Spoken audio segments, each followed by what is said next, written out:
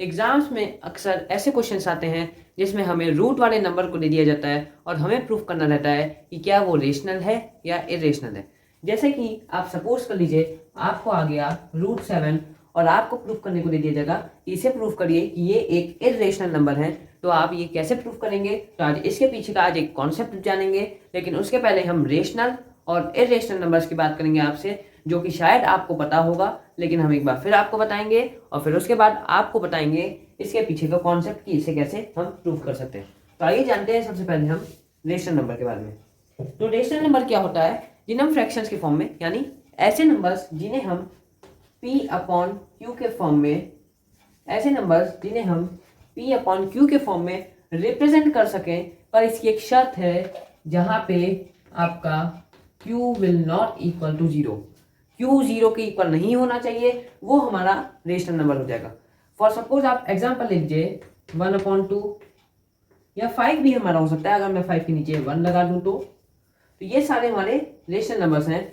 तो rational numbers क्या होते हैं, वो नंबर्स जो हमारे नॉन टर्मिनेटिंग और रिपीटिंग हो। नॉन टर्मिनेटिंग और रिपीटिंग हो क्या होता है, अगर मैं 1/2 को लिख सकता हूँ 0.5, ये एक नॉन टर्मिनेटिंग नंबर है, ये एक टर्मिनेटिंग नंबर है, सॉरी ये एक टर्मिनेटिंग नंबर है, ये एक टर्मिनेटिंग नंबर है क्योंकि ये एक फिक्स्ड पॉइंट के बाद टर्मिनेट कर जा रहा है, एक फिक्स्ड पॉइंट के बाद ये रुक जा रहा है। अगर मैं एक और नंबर आपसे लेता हूँ, लेट अस सपोज 10/3, तो इसका क्या हो जाएगा 3.333 और ये इन्फिनिटी तक जाएगा, जहां इसका अंत होगा इसका अंत नहीं होने वाला।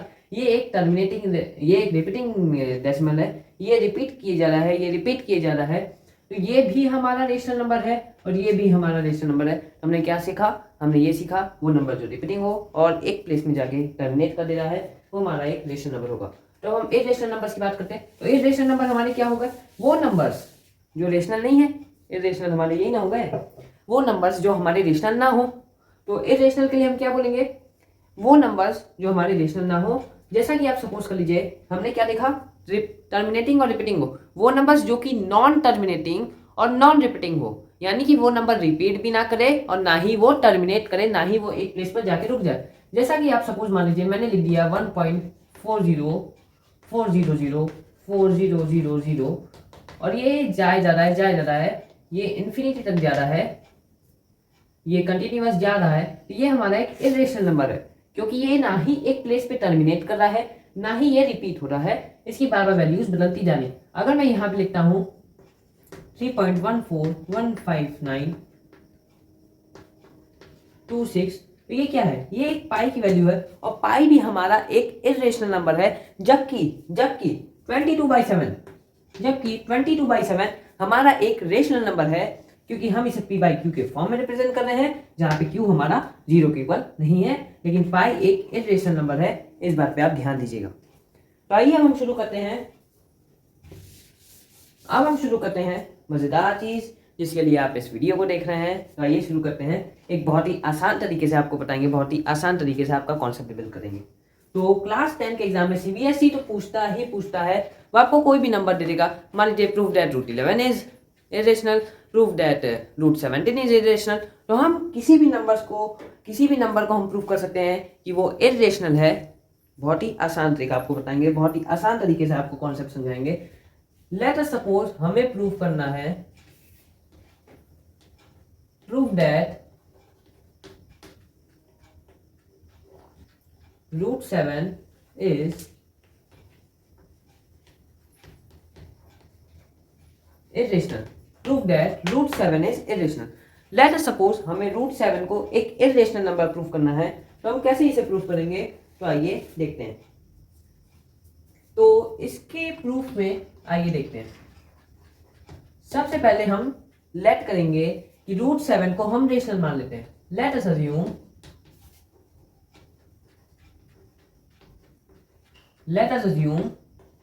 √7 be rational. Let us assume √7 be rational. तो अगर मैं √7 को रेशनल लिख रहा हूं तो क्या मैं √7 को P/Q के फॉर्म में रिप्रेजेंट नहीं कर सकता हूं, बोलो। नहीं बोलना है, हाँ बोलना है, क्योंकि मैं √7 को P/Q के फॉर्म में रिप्रेजेंट कर सकता हूं। तो क्या मैं ये नहीं लिख सकता हूं? So √7 is equal to a upon b मैंने ले लिया, where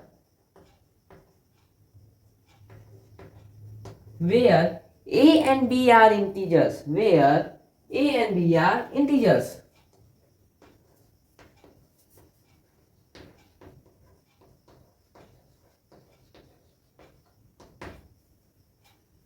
And where a and b are integers, b is not equal to 0 and a and b are co-primes.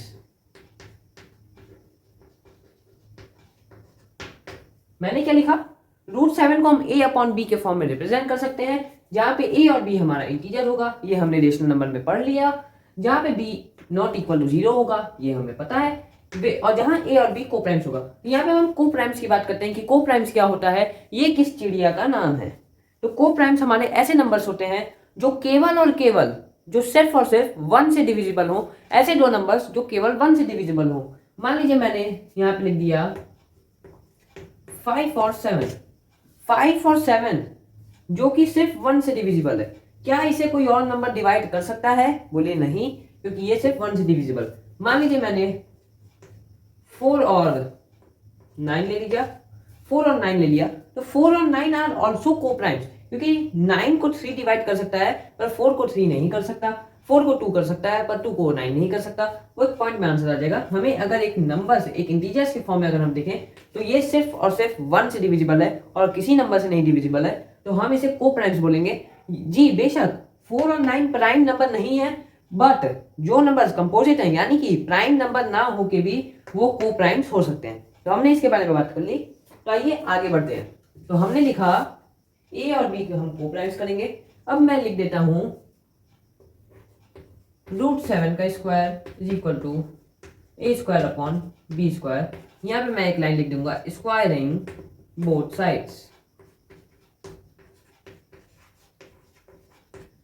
Squaring both sides. √7 का square 7 is equal to a square upon b square होगा। बोलो हाँ होगा, हाँ, a square b square और यहाँ पे √7, मैं ऐसे भी इसे लिख सकता हूं। हाँ, आइए आगे बढ़ते हैं। तो क्या मैं यहाँ नहीं लिख सकता हूं? अब हम इसे ऐसे लिख सकते हैं, b square 7 is equal to a square. मैंने b को यहाँ ट्रांसफर कर दिया, क्या अब मैं 7 को नीचे नहीं लिख सकता हूं? ये हुआ। हमें एक कंक्लूजन यहां से मिला कि a स्क्वायर 7 से डिविजिबल है, a स्क्वायर 7 से डिविजिबल है, जहां पे a भी 7 से डिविजिबल होगा। a स्क्वायर 7 से डिविजिबल है, जहां पे a भी 7 से डिविजिबल होगा। एक बार आप इसे देख लीजिए। आइए ऊपर रिप्लेस करता हूं। हमने क्या देखा? b स्क्वायर, मैंने यहाँ पे 7 लिख दिया, b स्क्वायर, यानी कि हम ये लिख सकते हैं a स्क्वायर इज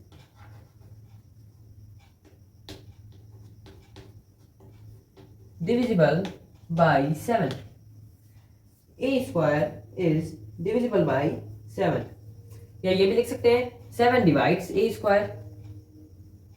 आइए एक छोटी सी लाइन लिख देते हैं कि 7 divides a square, therefore 7 also divides।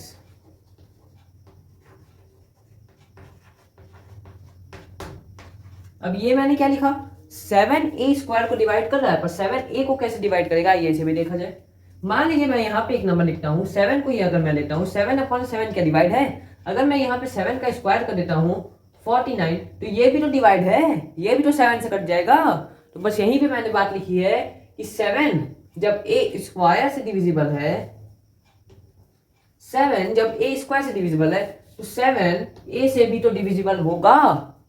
हाँ, 7 a से भी तो डिविजिबल होगा। हमने क्या लिखा? मतलब a को डिवाइड कर रहा है 7। अब एक और, अब अगली स्टेप, अब बस इसे हमें छापना है, बस इसे छापना है। बस एक दो लाइन आपको थोड़ी डिफरेंस मिलेगी, बाकी सारी कॉमन लाइंस है। अब लिख देंगे, लेट अस अज्यूम, लेट क्या लेट करें, let a is equal to 7c for some integers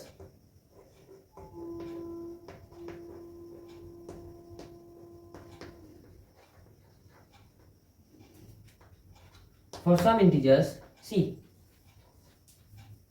मैंने a को 7c लेट किया फॉर सम इंटीजर्स c। मैंने a को 7c लेट किया। हमने क्या लिया था, हमने लिया था b स्क्वायर और 7 is equal to a square, b square और 7 is equal to a square. मैंने ये लिया था। आप एक बार फिर रिकॉल कीजिए, हमने इसे लिया था, फिर हमने यहाँ पे नीचे 7 लिखा, फिर हमने लिखा कि 7 उसे डिवाइड कर रहा है। तो यहाँ पे मैं ये लिख सकता हूँ b square is equal to a, b square 7 is equal to a square. मुझे a की जगह 7c रखना है। b square 7 is equal to 7c का स्क्वायर। हाँ, b square 7 is equal to 49c square लिख सकते हैं।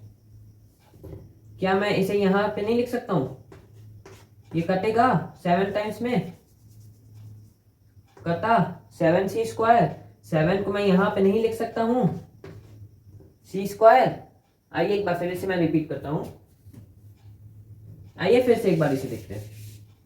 मैंने क्या लिया था, b square 7 is equal to a square. यहाँ पे मैंने 7 यहाँ पे रखा, फिर मैंने ये दोनों लाइन लिख दी, जिसे मैंने आपको समझा दिया। क्या अब मुझे लेना है, a की जगह 7 से लेना है for some integers c। b square 7 is equal to 7c का स्क्वायर। a की जगह मैंने पुट कर दिया। 7c स्क्वायर का क्या बनेगा, 49c स्क्वायर। 7 का स्क्वायर 49 और c स्क्वायर। क्या मैं इस 7 को यहां नहीं लिख सकता हूं? जी बिल्कुल लिख सकता हूं। 7 से ये कटेगा, जी बिल्कुल कटेगा। कितनी बार में, 7 टाइम्स में। तो यहाँ पे हमारे पास बचा 7c स्क्वायर। अब क्या मैं इस 7 को यहां लिख सकता हूं? यहाँ पे c square is equal to 7। अब मैं क्या इस वाली लाइन को फिर से रिपीट कर सकता हूं? Therefore 7 divides b square, therefore 7 also divides b। वही चीज हमने क्या देखा, a स्क्वायर को 7 डिवाइड a स्क्वायर, और तो 7 a को भी डिवाइड कर रहा है। 7 जब a स्क्वायर को डिवाइड कर रहा है तो 7 a को भी डिवाइड करेगा। जब 7 b स्क्वायर को डिवाइड कर रहा है तो 7 b को भी डिवाइड करेगा। तो हमें एक कंक्लूजन यहाँ पे पता चल रहा है। हमने लिया था a और b को प्राइम्स नंबर हैं जो सिर्फ और सिर्फ 1 से डिवाइड होंगे, पर यहाँ पे हमारा एजम्पशन इनकरेक्ट हो रहा है, क्योंकि a और b दोनों ही 7 से डिवाइड होने। देख लो, a और b दोनों ही 7 से डिवाइड होने हैं। तो क्या हम ये नहीं लिख सकते हैं कि a और b का कॉमन फैक्टर 7 है? Does a and b have common factor 7?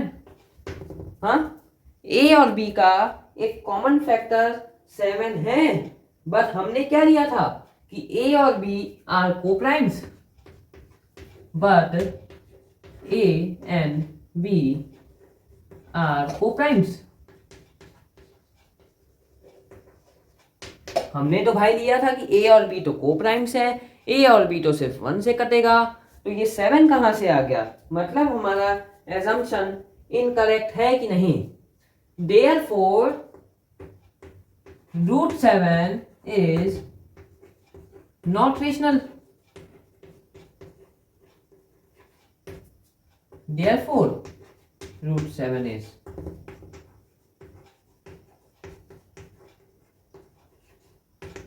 irrational। क्या कहना चाह रहा है कि a और b का कॉमन फैक्टर तो 7 भी निकल रहा है। तो a और b, बट a और b तो हमारे को प्राइम्स थे, a और b तो हमने को प्राइम्स लिए थे, तब कैसे 7 आ गया? तो क्या होगा कि √7 एक रेशनल नंबर नहीं है। हमारा एजम्पशन इनकरेक्ट था, तो root 7 is not rational, therefore root 7 irrational होगा अगर वो रेशनल नहीं है तो आपको ये चीज समझ में आई तो बोलो हाँ, अगर समझ में आई तो बोलो हाँ, क्योंकि हमने आपको बहुत ही आसान तरीके से ये वाला कॉन्सेप्ट समझाया है। आपको क्या करना है, आपके स्कूल में जैसे भी बताया जा रहा है आप वैसे भी कर सकते हैं, नहीं तो ये एक बहुत ही सिंपल तरीका है। मुझे लगता है कि सारे लोग ऐसे ही बताते हैं, सारे टीचर्स ऐसे ही बताते हैं, ये बहुत ही सिंपल तरीका है और आपको बस कॉन्सेप्ट रीड करना है। आइए एक और क्वेश्चन करते हैं, एक आसान वाला क्वेश्चन आपके सामने करते हैं। और इस टाइप के क्वेश्चंस आते हैं एग्जाम में, इस टाइप के क्वेश्चंस आते हैं एग्जाम में, आपको लिख के दे देगा कि रूट 21 प्रूफ कर दो कि इरेशनल है, रूट 35 प्रूफ कर दो कि इरेशनल है। आपको कोई भी नंबर दे देगा, आपको कुछ चीज़ें बस ध्यान रखनी है कि हमें सबसे पहले हमें दोनों साइड का स्क्वायर करना है, फिर जो आएगा, मान लीजिए मैंने 35 लिया तो 35 जो ए की टर्म में आएगा, हमें फिर 35 को लेट करना होगा किसी इंटीजर के साथ जो कि ए के साथ लिंक करे। तो आइए एक क्वेश्चन लेते हैं, प्रूव 2 + √3 इज इरेशनल।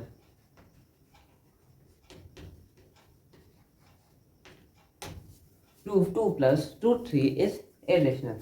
आइए इसके लिए क्या करते हैं, तो इसके लिए भी हम बस यही अज्यूम करेंगे कि 2 + √3 एक रेशनल नंबर है।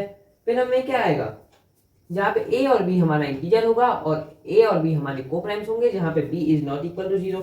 तो मैं आप ये सारी लाइन आप लिखेंगे, मैं यहां से लिखना शुरू करता हूं, that 2 +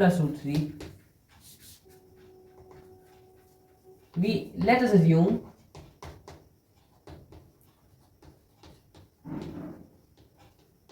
two plus √3 b rational, 2 + √3 भी rational.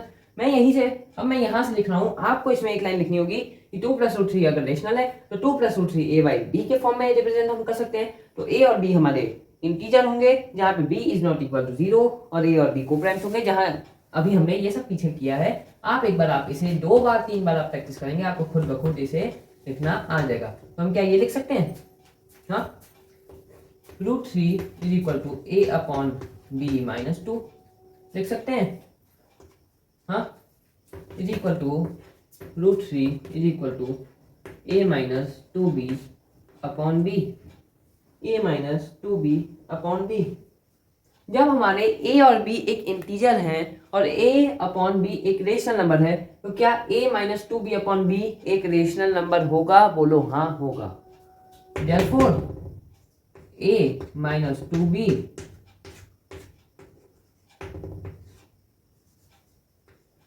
is rational, therefore √3 is also rational।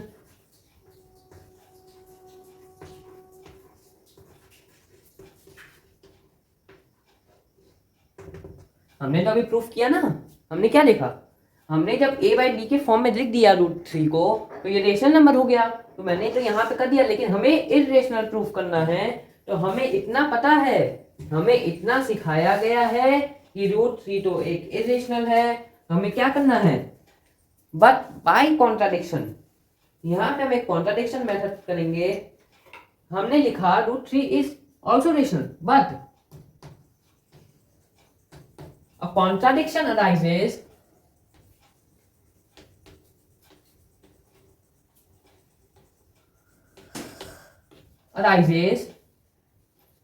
that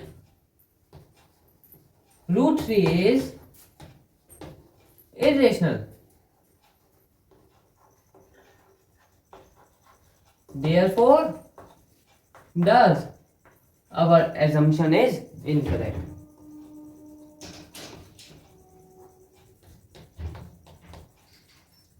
assumption is incorrect।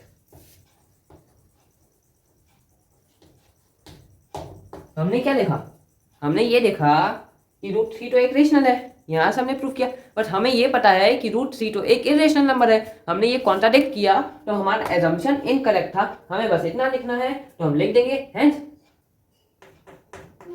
Hence 2 plus root 3 is irrational.